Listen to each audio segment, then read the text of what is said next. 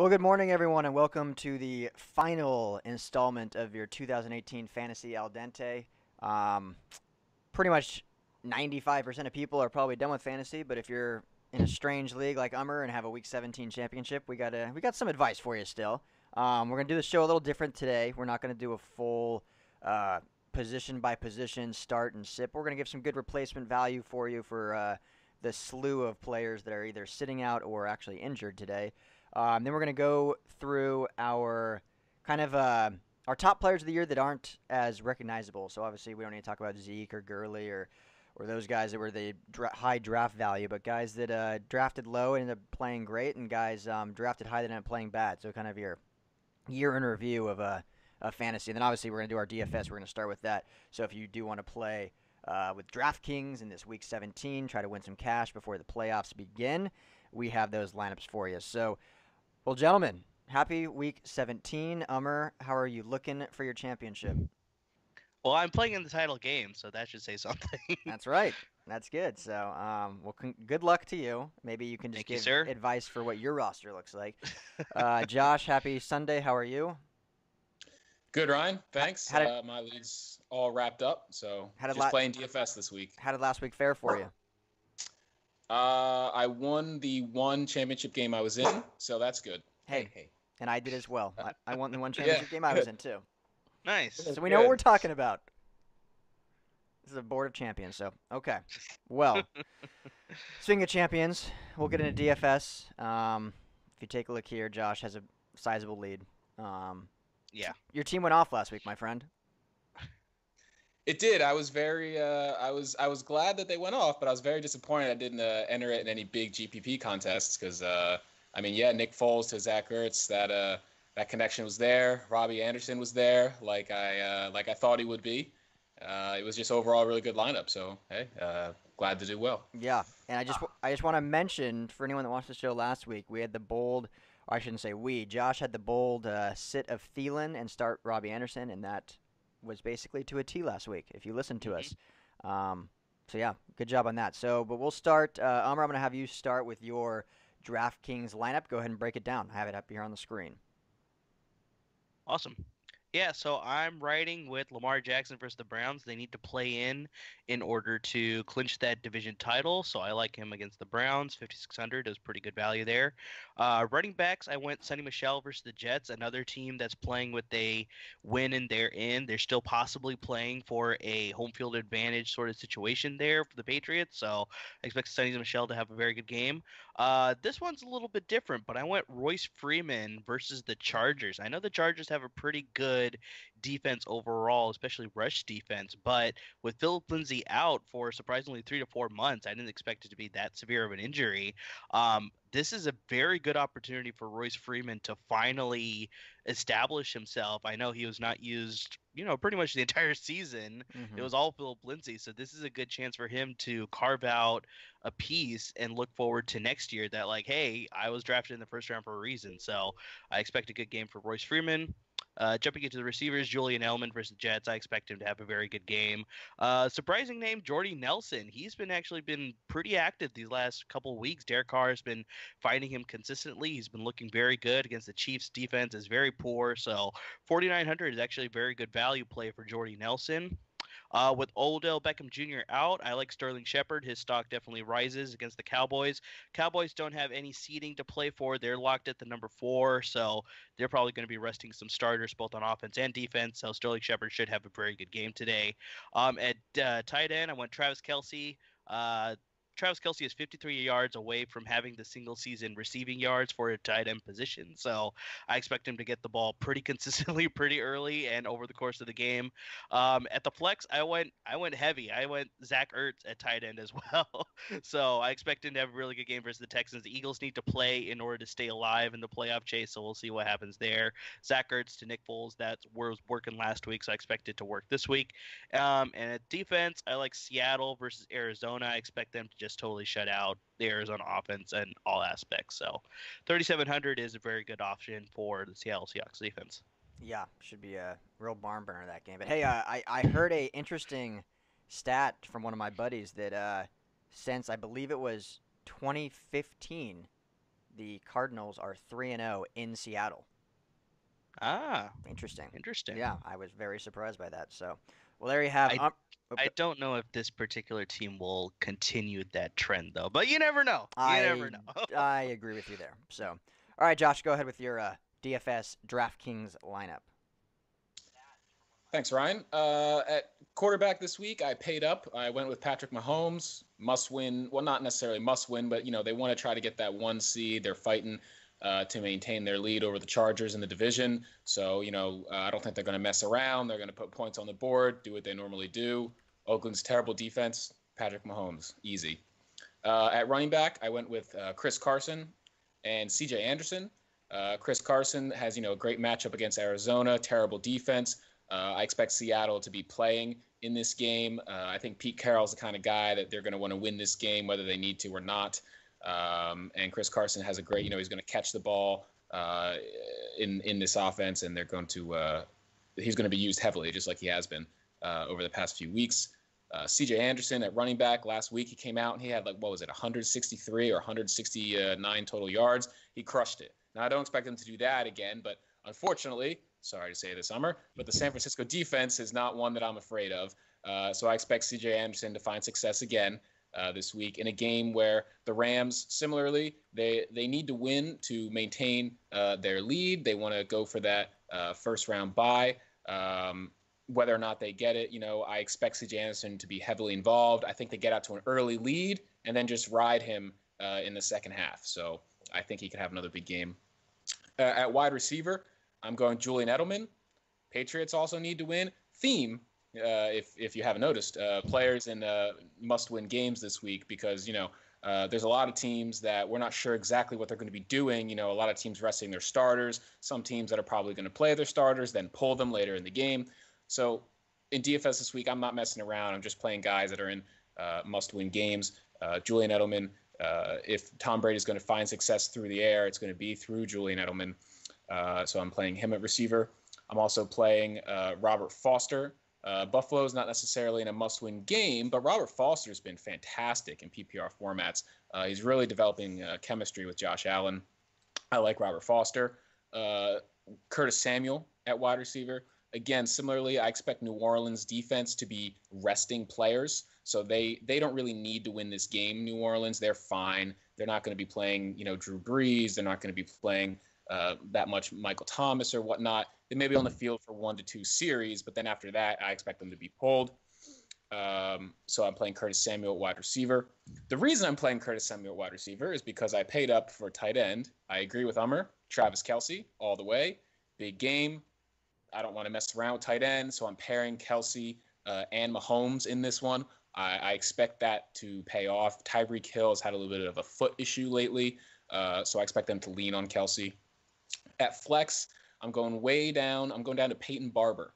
The Atlanta defense has been terrible against running backs. I believe they're last in the league or second to last in the league against running backs. So while Peyton Barber doesn't really inspire a lot of confidence on his own, it's the matchup. It's the matchup. Jameis is going to play. I expect Barber to, he can catch some passes in this offense, which is what Atlanta defense is really bad against. They're really bad against pass-catching running backs. So I expect Barber to be involved both rushing and receiving. And lastly, at defense, going with the Texans. Again, another must-win game. They're playing against the Jags. Blake Bortles is starting for the Jags. So please give me the defense playing against Blake Bortles. Yes, safe bet, I think, right there. Yeah. That'll be interesting to see what they do in the offseason, though, down there in Jacksonville. Very. Okay, on to mine. Derek Carr. I don't feel extremely confident, but at the same time, the Raiders have looked a little better as of late. They have a rivalry game with the Chiefs. They want to play spoiler. Chiefs defense, we say it every week. They're definitely their weak point is their defense. So I would not be shocked if Derek Carr, with the lack of running game they've kind of had, to at least put up some decent numbers there. So and with the value there, got him for 5,100. I think Josh, you had Mahomes. I think he was about 2,500 more, so I was able to save a little there. Running back Jamal Williams killed it last week in the starting role. He'll be going again against the Lions. Just kind of a safer start play like Jamal Williams. Elijah McGuire has been getting a ton of touches and targets. Since Isaiah Crowell's gone down. Obviously, Bilal went down a long time ago, so he is the feature back there. Gets the lion's share. Decent value at 5,300, and again, trying to play spoiler against the Patriots. So if you look at my list, a lot of them are dependent games, so they're not really guys that have a chance of sitting or whatnot. So sticking with that trend, Keenan Allen was the one I spent the most on. Big game against the Broncos. Playing for that division as they are tied with the Chiefs right now. They need a win and a Chiefs loss. What makes both these games more fantasy relevant this week is that typically, and I don't know if the league planned this, but typically the Chiefs always play the morning game, whereas the Chargers and Broncos will always play the afternoon game. So if that was the trend again this week, Chiefs would play and the game would be done, and so the Chargers would kind of know what they have to do by the time their game starts. However, this week both games are at the 1:25 Pacific time slot, so neither team will know. Therefore, both teams need to play their starters and go for a win. So I expect Keenan Allen to have a big game against that depleted Broncos secondary. Robert Woods on the Rams quietly is having a tremendous season. That doesn't get talked about much, but consistently in fantasy and on the field, just puts up production and gets touchdowns almost every single week. Tim Patrick for the Broncos, just a really cheap option for me. He's been kind of a pretty good story since Sanders went down. Demaryius Thomas was traded. He's kind of stepped in that number 3 role. Him and Deshaun Hamilton have kind of gotten very similar target share. Patrick was just a little cheaper, so I went with him. Tight end, same as you guys. I went with Ertz over Kelsey just because I don't know why. I just did. I picked him. I think he was a little cheaper than Kelsey, but another big game for them. Eagles are playing, for everything to sneak into the playoffs there. Redskins typically are very good against tight ends, but in a game that means this much, I don't see Ertz being slowed down.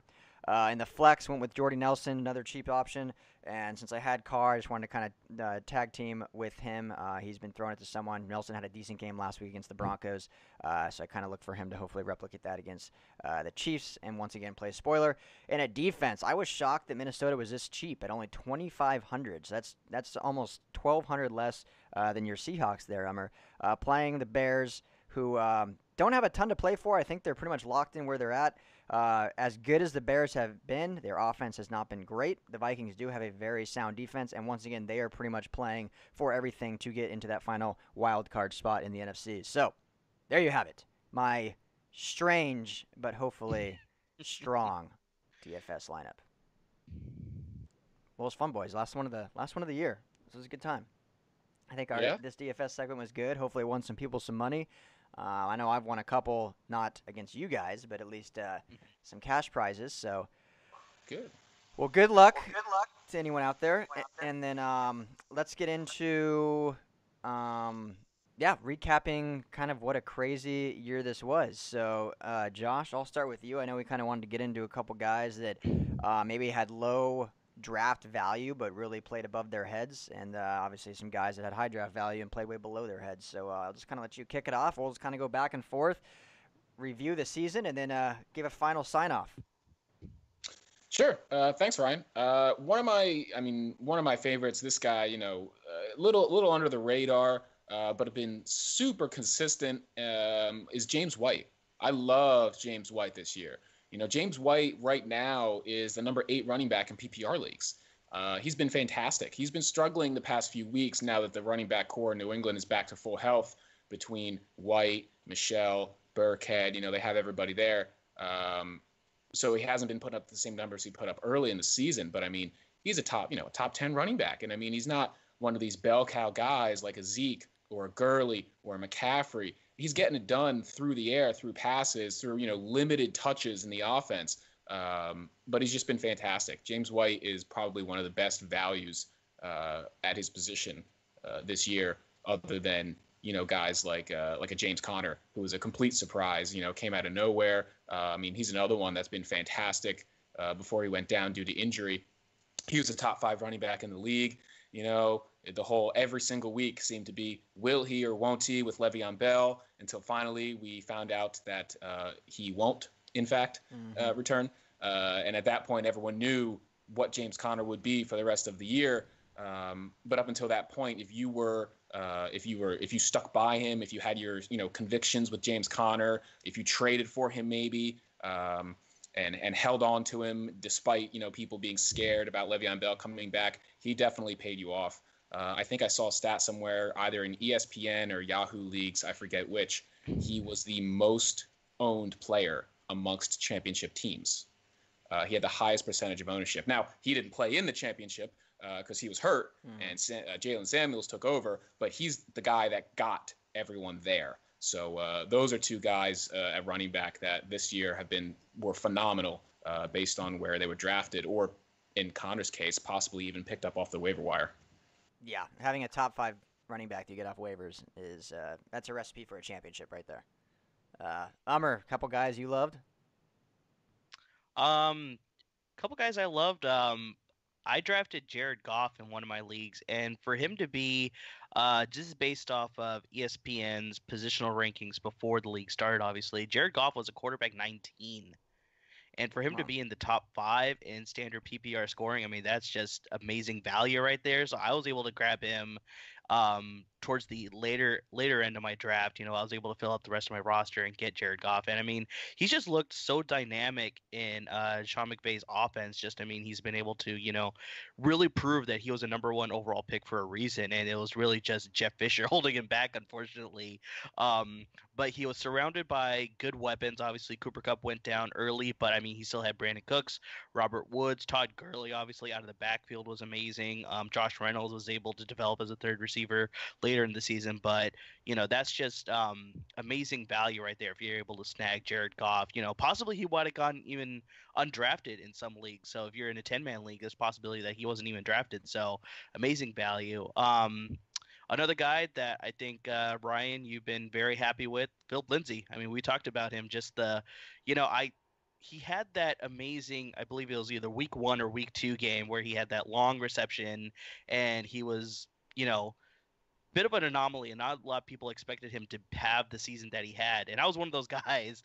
But yeah, literally, he just came in, he played hard, he really outshined Royce Freeman, and he's really giving the Broncos something to think about as the offseason comes around. Like, what do we do now? Because we drafted Royce Freeman in the first round.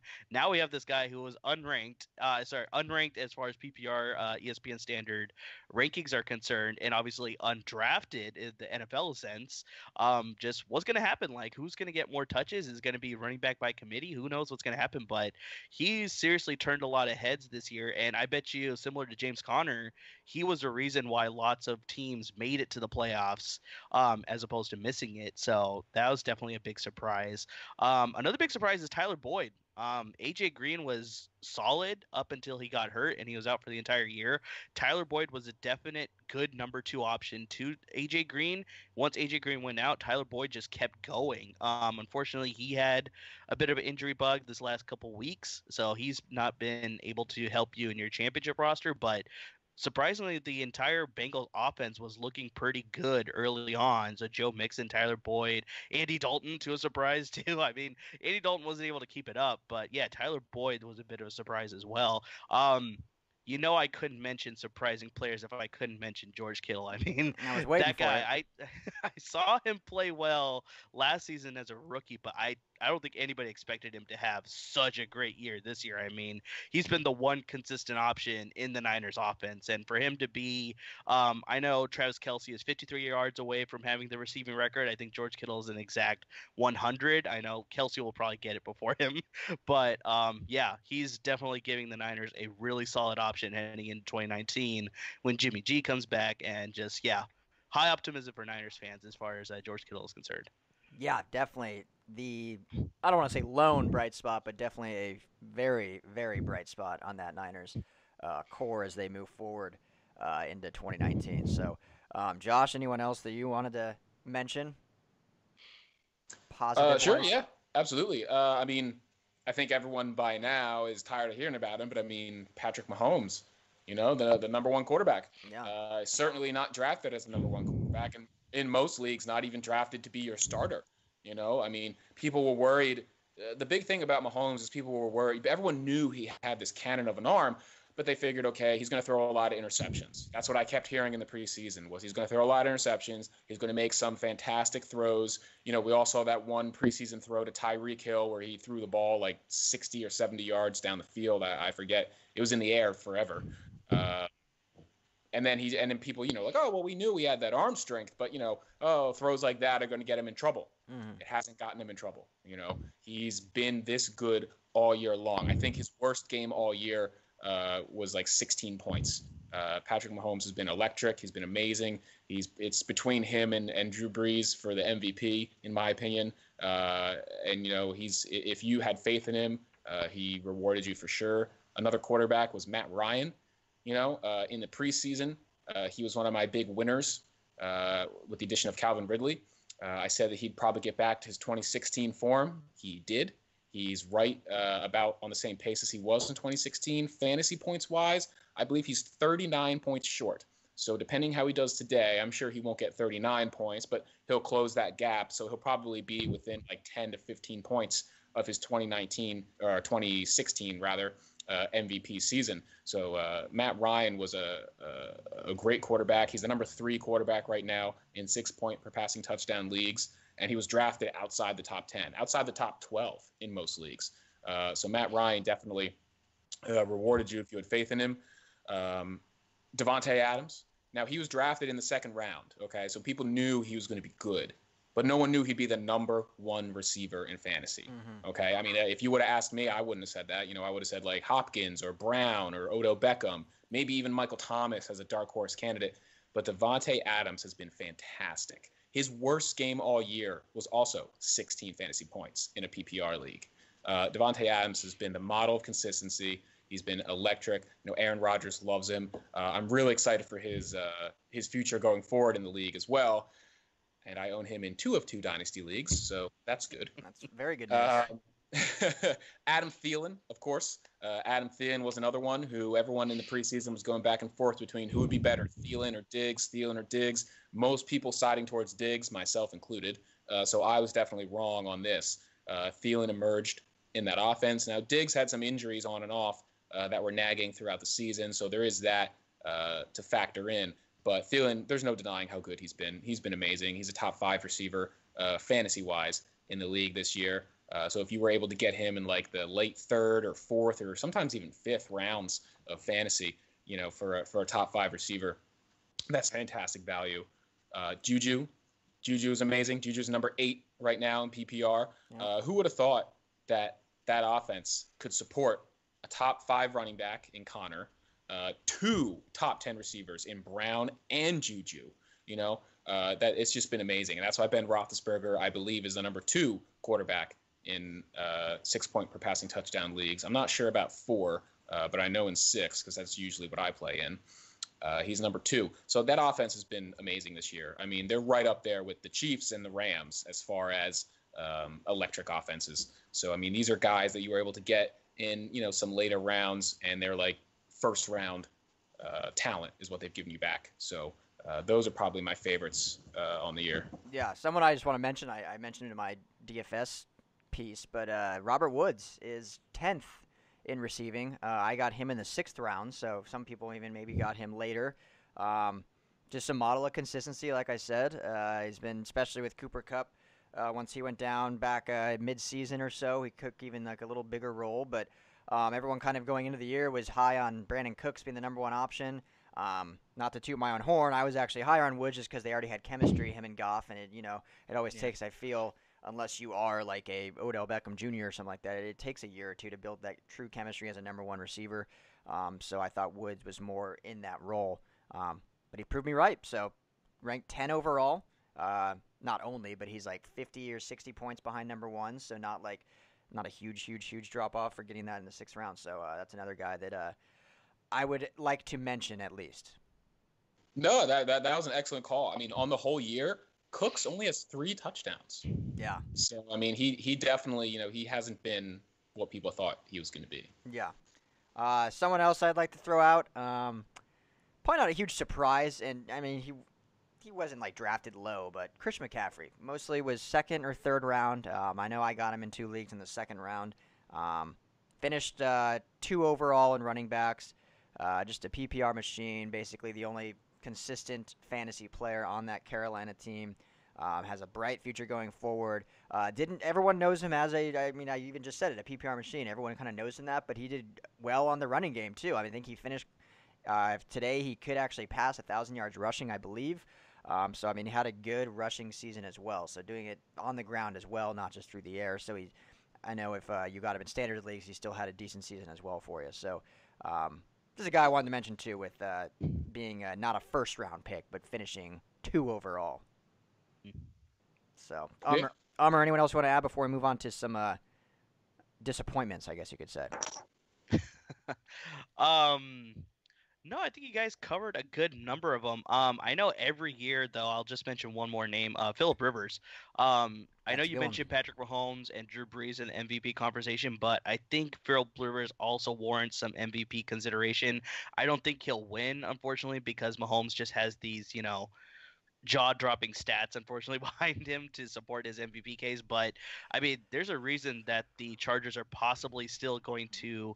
They have a chance to get that number 1 seed still in the AFC. I mean, he's been playing lights out, and for him to be a QB 14 based on standard ESPN rankings, I mean, just amazing, amazing value for Philip Rivers, and just that Chargers team overall has been just so good. So that's the only other name I wanted to throw out there.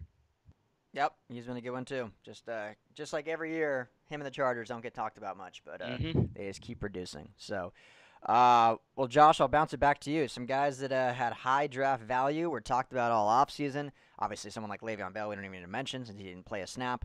But guys that were drafted in that first round, were getting their horn tooted all offseason. Were in the player rankings, and then just didn't show up for their fantasy teams this year.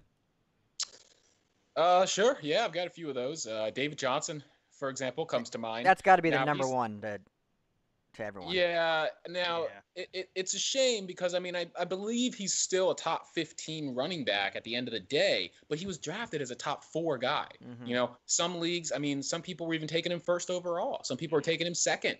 I mean, even myself, I was taking him around 4, maybe 5. Mm-hmm. So when you take a guy that high and they fall down to being like the 14th or 15th running back, that's considered a bust in my eyes. David Johnson, and now it's not all his fault. I mean, that offense has been terrible. The team as a whole has just been awful. We thought Rosen would be a little bit better than he's been so far. So hopefully he can knock off some of that rookie rust next year.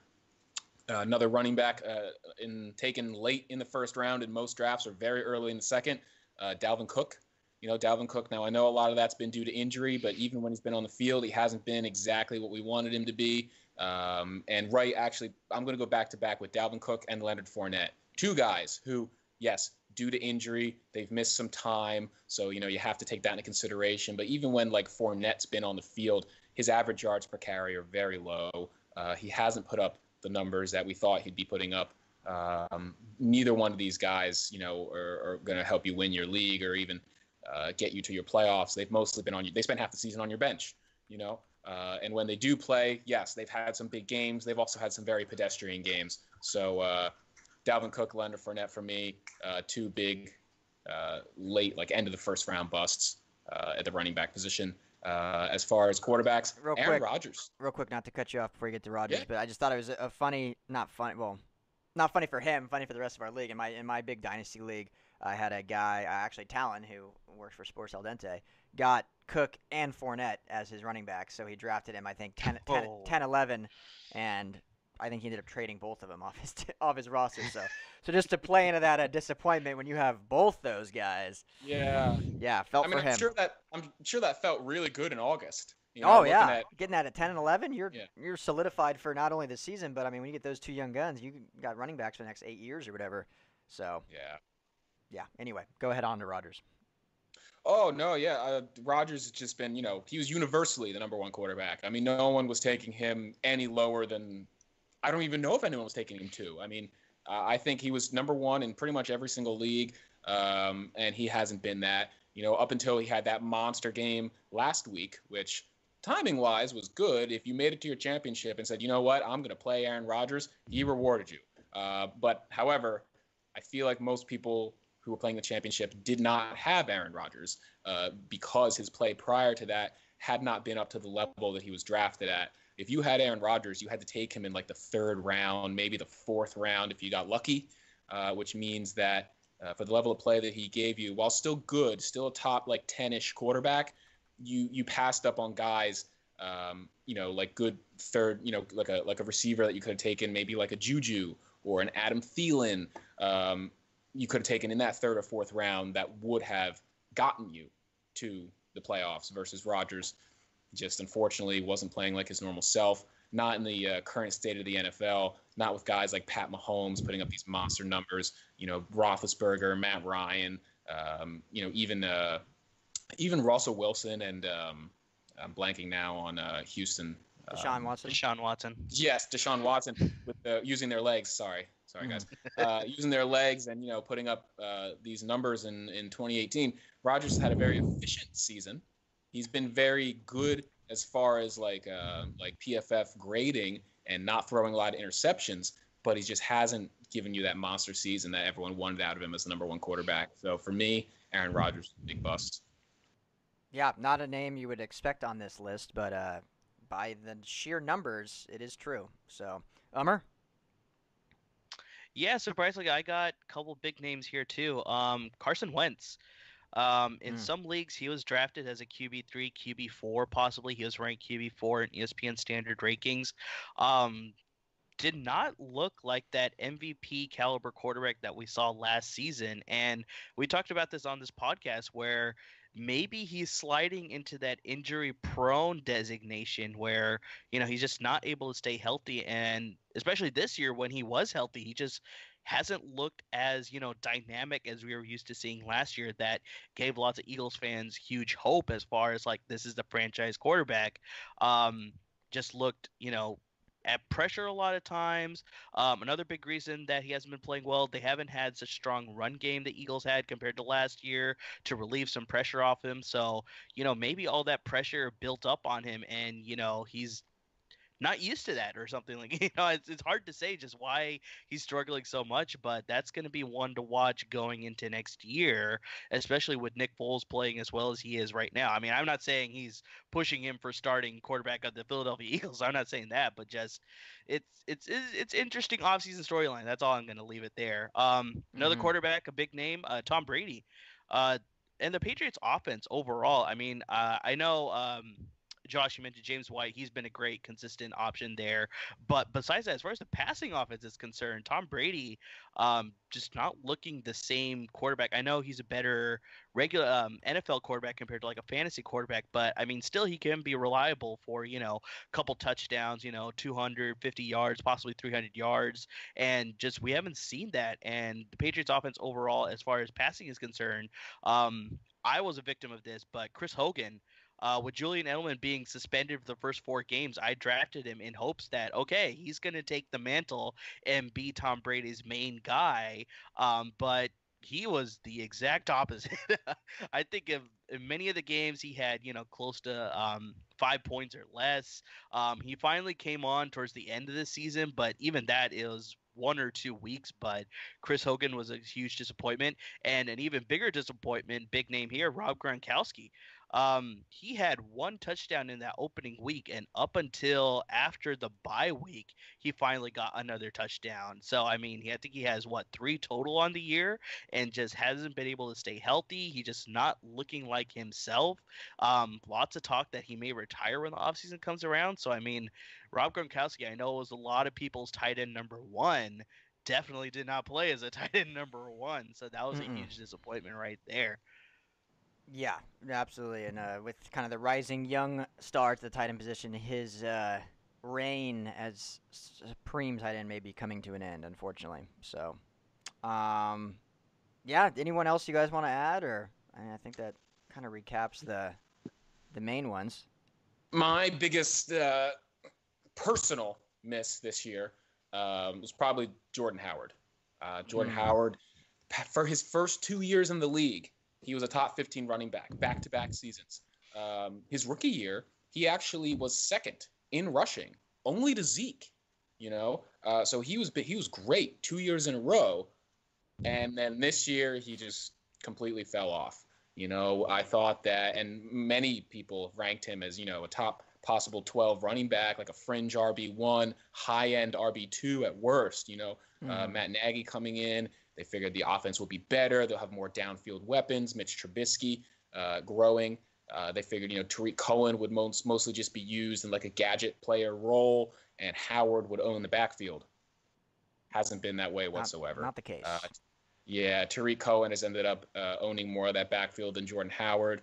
The past few weeks have given him some more work, and he's actually done a little better weeks like 13, 14, 15, around that time. So if you actually managed to make it to your fantasy playoffs and decided, you had some guys get hurt, or you were the Kareem Hunt owner, or, the James Conner owner, and you had to plug Howard in, he wasn't bad for the fantasy playoffs. But for a majority of the season, pretty big bust, especially in PPR.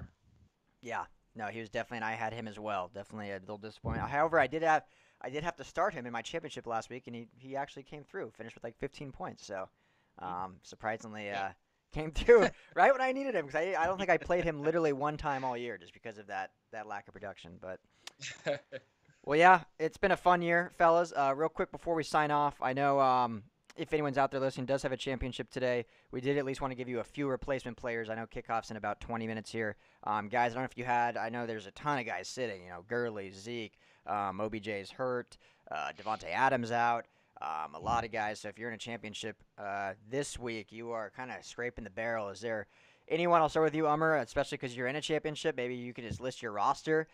Who, maybe give me 3 to 5 guys that you can be a fill-in at that running back or that wide receiver position, or quarterback if you have Drew Brees. Yeah. Teddy Bridgewater, actually talking about Drew Brees, Teddy Bridgewater actually may not be a bad fill-in position. He's playing possibly for an off-season contract. We're not sure whether New Orleans wants to hang on to him, whether he's going to move on somewhere else, but I expect him to, show what he's got and prove that, he could be a starting quarterback in the league. So we'll see what he can do. So I like his matchup this week. As far as running backs are concerned, obviously Todd Gurley's out. We saw what C.J. Anderson was able to do last week. So he's definitely a good starting running back this week for sure if you want to put him into your starting roster. Other running backs, Josh's Cowboys, Ezekiel Elliott's not starting this week, so I like Rod Smart. He's actually been really good as a fill-in running back whenever Zeke was hurt. And during the preseason, I mean, he's one of those names that it's like, oh, Rod Smart, maybe that's worth noting as far as fantasy teams are concerned for your bench. So, that's not a bad option this week. Matt Breida is listed as out, so I like Jeff Wilson. I know they're playing the Rams, but part of me sees this game getting very lopsided, and that will give garbage yards for Jeff Wilson, so that's not a bad option. Jumping into the receiver position, sticking with the Niners, lots of starting receivers are out. Pierre Garçon, Marquise Goodwin, Dante Pettis. So Kendrick Bourne becomes the number one guy there. Kyle Shanahan wants to see what he has next year, so I expect Kendrick Bourne to get a lot of targets. That could lead to some garbage yards and garbage touchdown possibly. Ryan, you mentioned this. Tim Patrick and also Deshaun Hamilton. I know we all expected Cortland Sutton to get the majority of the targets and really be the guy there after Emmanuel Sanders went out, but Deshaun Hamilton and Tim Patrick have been the supplemental guys, and they've been looking a lot better compared to Sutton. So, both of those guys are great options as well. Yeah, I think Sutton's, he's still a rookie, and having to have the number one corner on him has definitely slowed him down a bit and has some stuff to learn. But the future's bright, the receiving core there. So, so those are some good filling guys if you need him. Josh, anyone else to add? Nope, not really. Ummer pretty much hit the nail on the head there with everyone. The only other guy I would say at quarterback, if you were like the Drew Brees owner or an owner of a quarterback that may not play or may only play a little bit and then sit, maybe like a Goff, who if they get out to an early lead, I could see them pulling him in the second half. Trust Nick Foles. He had a good game last week. I hate to say it as a Cowboys fan, but whether or not the Eagles win, Foles will have a big game. He probably won't throw for 450 like he did last week, but he'll put some numbers up. So if he's on waivers, which he should be, and your quarterback sitting this week, or maybe just their weapons are sitting, like if you have Dak or somebody like that, go find Nick Foles and in an emergency situation, plug him in. How do you guys feel about C.J. Anderson? You think he replicates this week, or was that an anomaly last week? I think he has a good week. I think he can do 70 to 75% of what he did last week. Okay. Yeah, surprisingly, the one strong part of the Niners defense is their run defense, but yeah, the Rams are just so good at establishing a run game that I think CJ Anderson should be able to eclipse the 100-yard mark. Maybe not 167 or whatever he had, but yeah, he should still have a pretty good day at the office. Perfect. So still a worthy sit in Gurley's absence. Hmm. Yeah. All right. Well, there you have it. There's Fantasy Al Dente Week 17. For those of you that do have a championship, good luck. All of our DFS lineups are up on the social media feed, so if anyone wants to get a lineup up in the next 20 minutes or so before kickoff, go find those there. Gentlemen, it's been an awesome season. Appreciate you, as always. For those listening, we are going to be doing a year-round fantasy podcast. We'll be starting that after the New Year's, so be looking for that. That'll be won't be live. We'll just record it and get it up on all those podcast platforms, iTunes, Spotify, so on and so forth. So, gentlemen, they'll be running those. We'll have some dynasty stuff going. We'll have some obviously rankings, get you all prepped and ready for next season. So, gentlemen, thanks so much. Umar, good luck today, and you guys enjoy your Thank Sunday. you. Thanks, Ryan. All right, guys, take care. Take care.